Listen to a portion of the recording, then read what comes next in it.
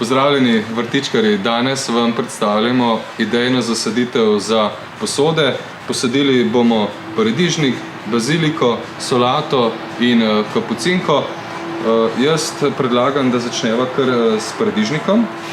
No, ko se odločamo, koliko paradižnika posaditi, običajno se sprašujemo, koliko sadik na družinskega člana.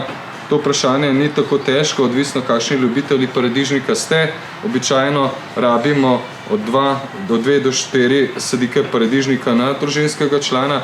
No, pri paradižniku enostavno poskrbimo tudi za to, da odstranimo zalisnike.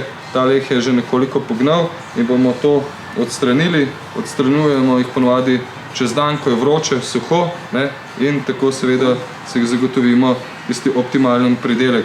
Paradižnik pa seveda sadimo do prvih listov, kajti ima sposobnost razraščanja korenin iz stebla in seveda na ta način si zagotovimo dobro vračanje. Naj povem še, da sadike iz lončkov imajo boljši koreninski sistem in se boljše vraščajo. Predlagam, da začneva kar z baziliko naprej. Za katero sorto gre? Gre za sorto Magic Blue.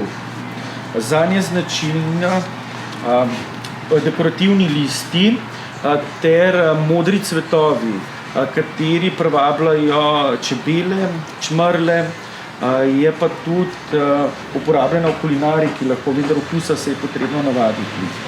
Odlično, se pravi, nekaj rabiva še za kontrast. Predlagam, da dodava mogoče kar solato. Za kakšen tip solate gre? Gre za salanovo, to je novost med solatami. Je rozetast tip in okus nekje med radičem in solato. Nekoliko grenčičen okus. Je pa precej preprosta za pripravo. Ko jo obrneš naokrog, izrežeš stržin, razpade na listke, opereš in solata je pripravljena. Odlično. No, jaz predlagam, da na koncu posadiva še kapucinko. Kapucinka bo v tej naši zasaditvi poskrbela za nižji del zasaditve. Na ta način bomo poskrbeli tudi za to, da nekaj raste čez posodo. Kapucinko dejansko odlikuje to, da so užitni listi in pa tudi cvetovi. No, ko izberemo posodo, izberemo tako, da izberemo naravne materiale. Mi smo uporabili kar glineno posodo, dodali pa smo seveda tudi zelene kocke, to je pa tisto, kar tudi veže vodo. Kaj pa so to zelene kocke? Ja, zelene kocke so praktično za zasaditve v posodah kar zelo pomembna zadeva, kajti zelene kocke vežejo veliko količino vode. In ena, se pravi zelena kocka, veže kar 7-krat več vode, kakor je težka sama. In na ta način za vrtnine oziroma katere potrebujejo več vode, oskrbimo zadostno količino vode in pri paradižniku na ta način poskrbimo, da plodovi ne pokajo, ker pokanje plodov je povezano z neoptimalno oskrbo z vodo.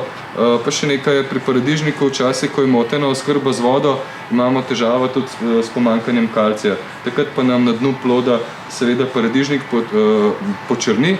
Se pravi, če je oskrba z vodo optimalna, je teh težav manj.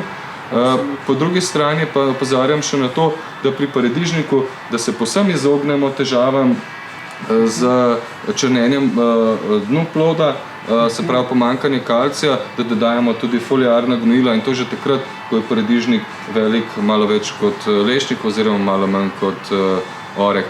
In seveda to ponavljamo v 10-dnevnih presledkih.